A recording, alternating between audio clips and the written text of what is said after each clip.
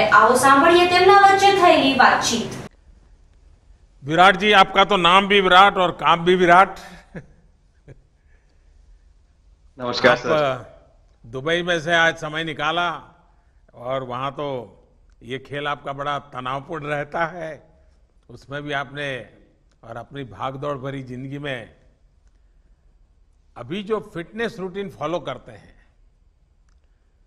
मैं जरूर चाहूंगा, देश भी जानना चाहेगा, क्योंकि नौजवान आपको आपकी हर गतिविधि को देखता है, ये आपको कैसे मदद करता है? पहली बात तो बहुत बहुत धन्यवाद सर, यहाँ पे हम सबको बुलाने के लिए।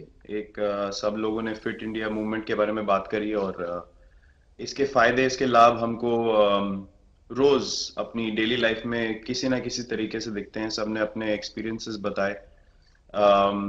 मिलिंद जी ने भी बहुत अच्छी बातें रखी, बहुत इंस्पिरेशनल उनका भी काम रहा है, उनकी जर्नी रही है पिछले कुछ सालों में, मैंने भी बहुत ऑब्जर्व किया है। और मेरे खुद के एक्सपीरियंस में सर एक ट्रांजिशन एक्सपीरियंस करने को मिला मुझे कि जिस पीढ़ी में हम खेलना शुरू हुए और जो उस समय खेल की हमारी डिमांड्स थी, वो बहुत तेजी से बदली एक समय के बाद। और मुझे ये एक्सपीरियंस हुआ कि जो एक हमारा सिस्टम बन चुका था, हमारा एक रूटीन बन चुका था, वो हमारे खेल के डिमांड्स के लिए सही नहीं था और उसे बदलना जरूरी था, क्योंकि हमारा खेल बहुत तेजी से आगे बढ़ रहा था और मुझे ऐसा महसूस हुआ कि हम कुछ फिटनेस के पॉइंट ऑफ व्यू से पीछे छूट जा रहे थे। हमारी स्किल में कभी कोई प्रॉब्लम नहीं थी। तो एक स्वामी जी ने भी बात रखी, आपने भी बात करी, मिलिंद जी ने भी पहले बताया, एक जो सेल्फ रियलाइजेशन की बात है कि आपको खुद से रियलाइज हो कि मुझे क्या बदलना है अपने अंदर। तो मुझे वो एक समय पे खुद भी एक्सपीरियंस हुआ कि नहीं, फिटनेस जो है वो प्रायोरिटी होनी चाहिए। और अगर मैं आपको ऑनेस्टली बताऊं तो पहले खेल को अच्छा करने के लिए फिटनेस मैंने शुरू करी, लेकिन आज अगर प्रैक्टिस मिस भी हो जाए तो मुझे इतना खराब नहीं लगता, लेकिन अगर फिटनेस सेशन मेरा मिस हो जाए या एक्टिविटी मिस हो जाए तो मुझे ज्यादा खराब लगता है। तो इसके फायदे जो हैं सर, वो सबसे पहले आपको ये जो नया मंत्र जगा, तो दिल्ली के छोले भटूरे का ही बहुत दुखता हुआ होगा। बहुत ज्यादा सर, मतलब जो अभी हमने थोड़ी देर पहले बात करी कि हमारा जो नेटिव डाइट है, एक जिस रीजन से हम आते हैं उसका जो हम वो खाते हैं, उससे मैंने कभी एक्सपीरियंस नहीं किया कि हेल्थ इश्यूज हुए हो या किसी को कोई बीमारियों का सामना करना पड़ा हो। मेरी खुद के एक्सपीरियंस में मेरी नानी, मैंने बहुत समय तक देखा, इतनी ज्यादा उम्र में भी उनकी हेल्थ हमेशा ठीक रही, हमेशा उन्होंने घर का सिंपल खाना खाया। तो मैं जब पला बड़ा तो शहरी खाना, मतलब बहुत ज्यादा बाहर का खाना होता था, खेलने कूदने जाते थे तो आते जाते बहुत सारी चीजें ऐसी खा ली कि जो हेल्थ पॉइंट ऑफ व्यू से अच्छी नहीं है। तो डाइट का भी एक बहुत बड़ा कंट्रीब्यूशन था, जो डिसिप्लिन नहीं था। तो वो फिटनेस, फिजिकल फिटनेस और डाइट दोनों चेंज करना पड़ा सर। उसकी वजह से ही चेंजेस आने शुरू हुए। और मैं इस चीज से इसलिए रिलेट कर पाता हूँ क्योंकि जैसे हमारे खेल में चेंजेस आए, आज की लाइफ की भी डिमांड्स बहुत ज्यादा हो गई हैं, बहुत हेक्टिक हो गई है लाइफ। तो अगर हम अपनी फिटनेस को उस पेस के साथ नहीं रखेंगे, सिंक में नहीं रखेंगे, तो हम पीछे छूटते चले जाएंगे। तो अगर हम लोग अपनी फिटनेस को नहीं इंप्रूव करते तो हमारे खेल में भी आज हम बहुत पीछे छूटते चले जाते, क्योंकि आप सिर्फ अपनी स्किल पे डिपेंड नहीं कर सकते। आपका जो मेंटल स्ट्रेंथ है, वो आपका शरीर कितना तंदुरुस्त है और आपका दिमाग कितना तंदुरुस्त है, उस दोनों का एक कॉम्बिनेशन साथ में चलता है। तो अगर मेरा शरीर सपोर्ट नहीं कर रहा है जो मेरा दिमाग सोच रहा है, तो मैं जो करना चाहता हूं मैं नहीं कर पाऊंगा। तो मुझे आपके सामने छोटे-छोटे कैलोरी चेंजेस, कम करने का भी तो चैलेंज रहता होगा और इतना बड़ा काम करने का भी चैलेंज रहता होगा, उसको कैसे हैंडल करते हैं? सर मैंने अभी जो अपने अनुभव में मैंने ये चीज एक्सपीरियंस करी है, वो ये है कि खाने के बीच में समय देना बहुत जरूरी है।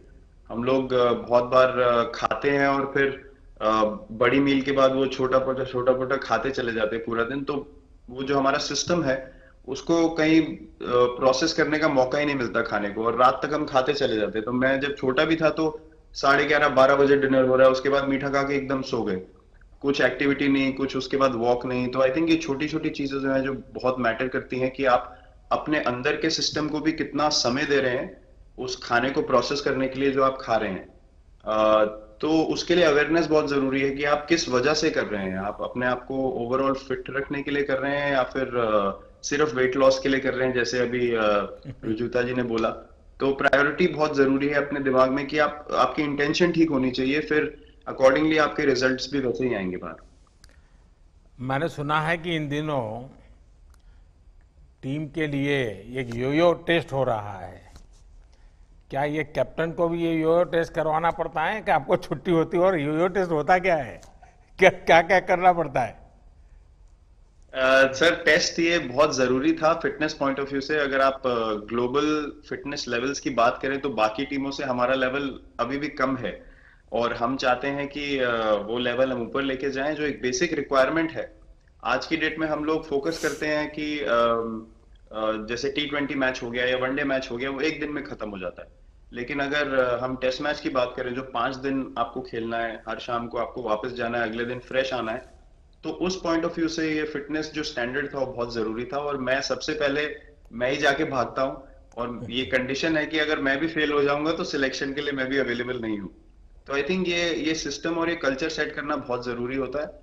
और उससे क्या होता है सर, ओवरऑल एक जो फिटनेस लेवल है टीम का बढ़ेगा। जैसे टेस्ट क्रिकेट में हमारा बहुत बार होता है कि आप थके हुए हैं, तीसरे दिन आके आपको, जैसे हमारे फास्ट बॉलर्स हैं आज की डेट में, वो दुनिया में सबसे ऊपर है, तो उनको अगर दूसरे तीसरे चौथे दिन आके वो एफर्ट डालना है फील्ड पे तो वो डाल सकते हैं। पहले क्या होता था, स्किल हमारे पास हमेशा से रही है, लेकिन शायद जो मैंने आपको बोला वो ट्रांजिशन मैंने जो एक्सपीरियंस किया, हम लोग वो जरूरी समय जो आता है जहाँ पे शरीर थक जाता है और टीम को आपकी जरूरत है, वहां पे परफॉर्मेंस जो है हमारी डिप हो जाती थी और दूसरी टीम जीत जाती थी।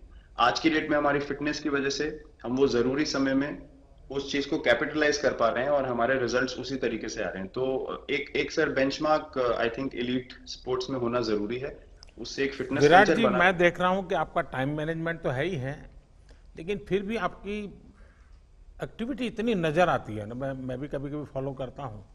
कभी थकान नहीं लगती क्या आपको?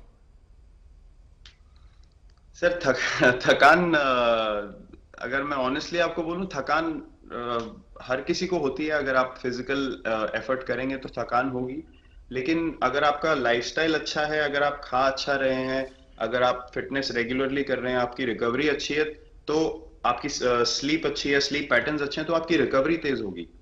तो अगर मैं थक रहा हूं और 1 मिनट में मैं दोबारा रेडी हो जा रहा हूं तो वो मेरा प्लस पॉइंट है। तो आई थिंक वो मैंने एक चीज एक्सपीरियंस करी जो बहुत जरूरी हो जाती है। आपका ओवरऑल लाइफस्टाइल कैसा है उसके ऊपर बहुत डिपेंड करता है। विराट जी, बहुत अच्छा लगा मुझे, और मैं आपको, अनुष्का जी को और आपके दोनों के परिवार को निकट भविष्य की शुभ घड़ी के लिए बहुत बहुत शुभकामनाएं देता हूं। धन्यवाद sir, thank you so much.